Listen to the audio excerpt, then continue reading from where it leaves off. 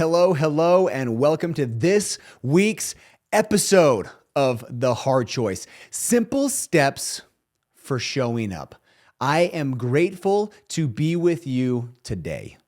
I'm grateful to have this conversation right here, right now, to help impact your life as well as mine. You must understand that I do this as much for you as I do for me. This is a reflection, somewhat of a journal, so to speak, on me orating my thoughts and relaying them in a concise manner for me to understand these concepts to which I live, but to put them to words, not necessarily for my own gratification, but for my own learning. I actually listen to these episodes every week. One, it helps my listens, my downloads. Why not? But two, it gets to where I hear myself, and I hear myself weeks after I record them. And so many times I've received answers to my own questions.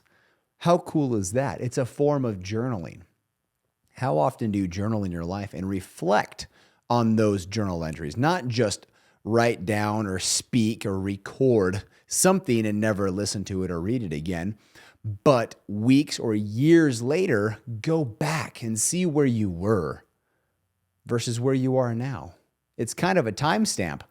In the journal that I use, it's pretty cool. It tells me on this day, such and such years ago, and I've used the app long enough to where now I have 3 years of data entry points. I'm like 1,500 unbroken days, somewhere around there. Continuous, repetitive. Is that even a word? Repetition? No, I used it anyways.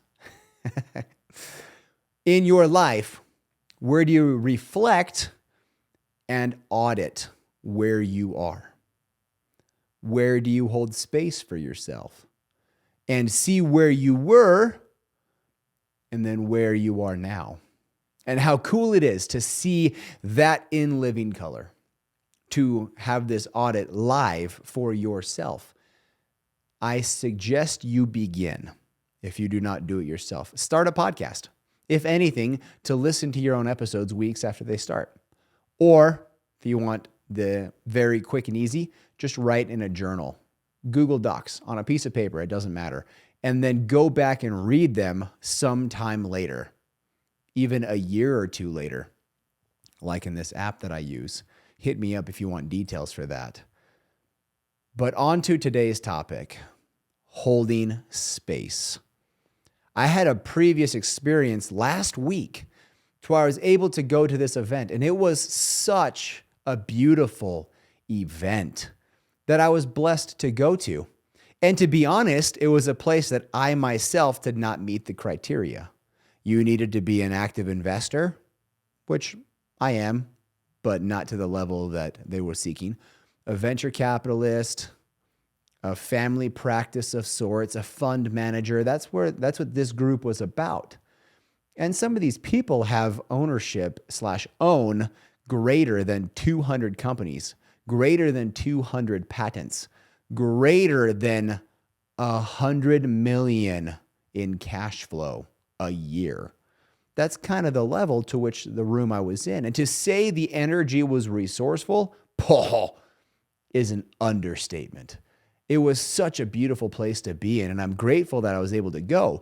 When I originally asked, and I spoke about this previously, the whole I want to be in rooms where rich dudes are, that was this event. I recently spoke about that. And holding space for people in that room was eye-opening. But not only that, but people holding space for me. You see, I told this friend that was hosting the event, how do I get access? What do I need to do? Because the initial criteria I do not currently meet. I want to ask you at this time in your life, if you are up against a challenge, you want to get somewhere, but you do not currently meet the criteria, don't take no for an answer. You stand firm and find a way. That is how we win. Becoming a problem solver, one that overcomes challenges. The purpose of a challenge in your life is to become resourceful and to gain strength and overcome that challenge. So, in your life, where are these challenges and how are you overcoming them? So I said, how do I get in this room? What do I need to do? And he said, you need to bring me a plane or you need to bring me 4 to 5 investors. So I immediately responded, investors coming right up. And I did. I delivered those investors and I brought him all those names and got those contacts for him. That's what he sought. And I used the power of my network to get me into a room to which I myself did not meet the criteria at that point in time.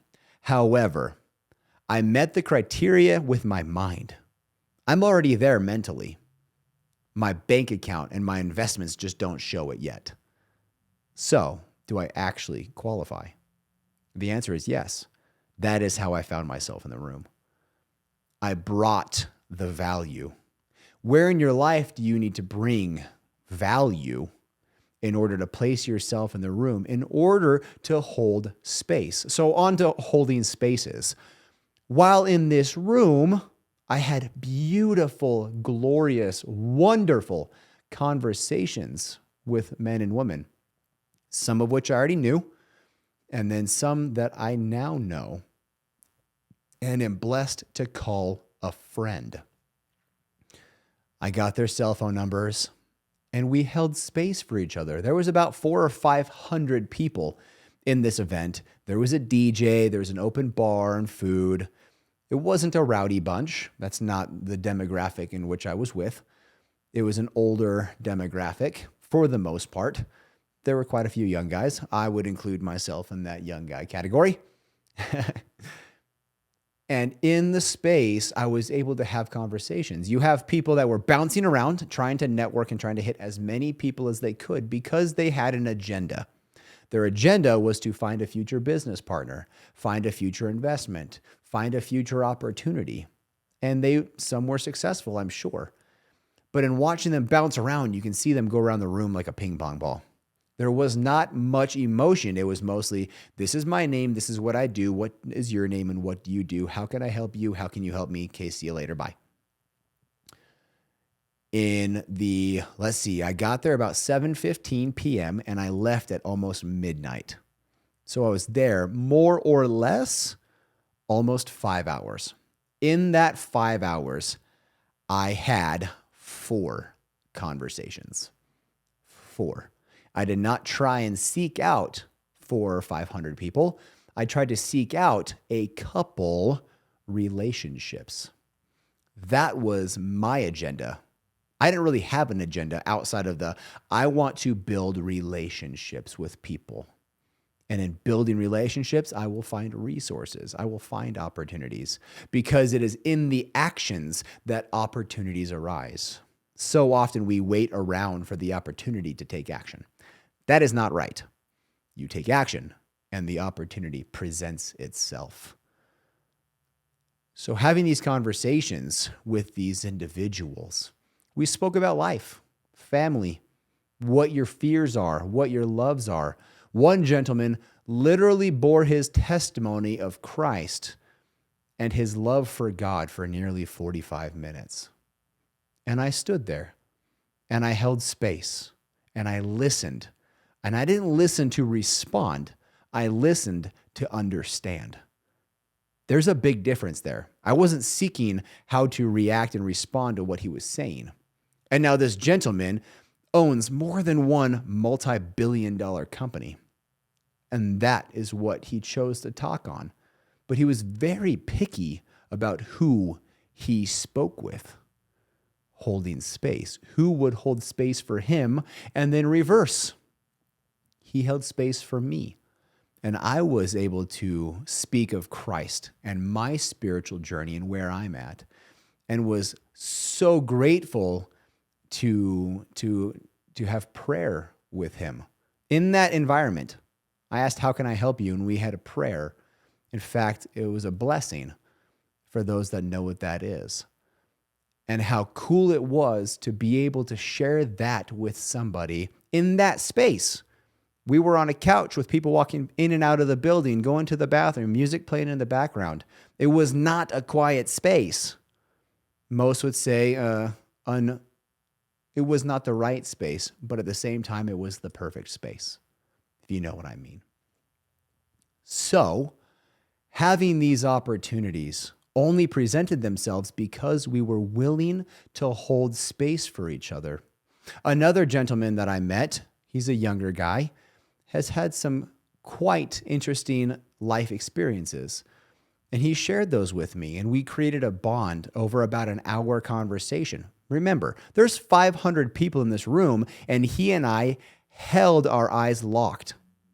Yes, our eyes were locked for about an hour as we conversed and spoke back and forth, holding space for each other. And in this conversation, he decided to open up to some quite serious trials that he's going through right now. I asked him, how can I help you? What can I do for you? You see, when you say that with real intent, real, genuine desire to help them in whatever they say, you're honestly willing to do, you say, what can I help you with? And they say something, you don't say, I can't do that. I'm not capable of that. You open the door for them to be vulnerable. And in doing that, you receive and then reciprocate. Give them whatever it is that they honestly ask for. Because the fact that they're asking for it means they hold value and trust in you. But that only comes when you hold space for them. When you hold space for other people. When you hold space for other people, you must understand that is where the real magic happens. When you help people get to their goals, you in turn get to your goals. Welcome to karma. Where in your life are you helping others get to what they want versus seeking others to get what you want?